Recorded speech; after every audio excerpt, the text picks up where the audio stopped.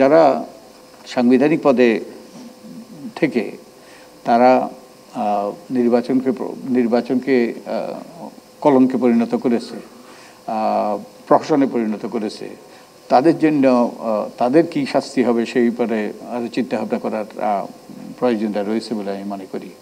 কি আইনে, কি বিধানে, কোন পদ্ধতিতে তাদেরকে এই যে শাস্তির আওতায় আনা যায় সেটা ভাবার বিষয় রয়েছে। বর্তমান প্রেক্ষাপটে বোধহয় নির্বাচন কমিশন ছাড়া আমরা সুষ্ঠু নির্বাচন কল্পনাও করতে পারি না।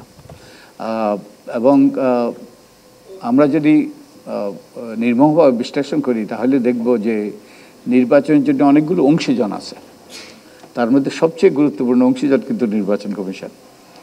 কারণ নির্বাচন কমিশন হলো সাংবিধানিকভাবে প্রতিষ্ঠিত সুষ্ঠু নিরপেক্ষ নির্বাচনের জন্য একটা স্বাধীন প্রতিষ্ঠান। এই নির্বাচন কমিশনের দায়িত্ব কিন্তু নির্বাচন করা, সুষ্ঠু নিরপেক্ষ নির্বাচন করা। তোমরা সুষ্ঠু নির্বাচনের কথা বলেছ।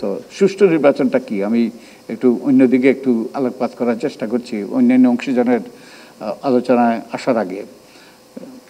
নির্বাচন কিন্তু একদিনের বিষয় নয়, নির্বাচন একটা প্রক্রিয়া।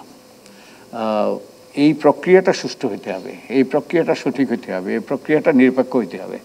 এটা শুরু হয় ওই যে অনেক আগ থেকে, ভোটার তালিকা প্রস্তুত থেকে। ভোটার তালিকা যারা যোগ্য তারা যেন সবাই ভোটার তালিকা অন্তর্ভুক্ত হতে পারে।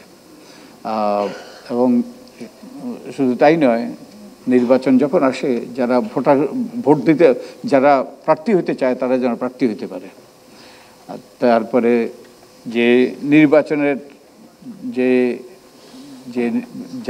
যারা প্রার্থী হলো তারা যেন তাদের প্রার্থীতা যেন কোনোভাবে অন্যায়ভাবে বাতিল করা না হয়।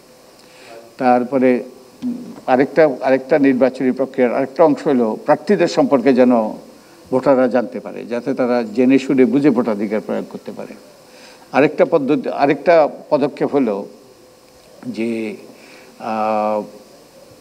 ভোটাররা যেন ভোট দিতে পারে নির্বিঘ্নে, বিনা বাধায়, কোনো রকম হুমকির সম্মুখীন যেন তাদেরকে না হইতে হয়।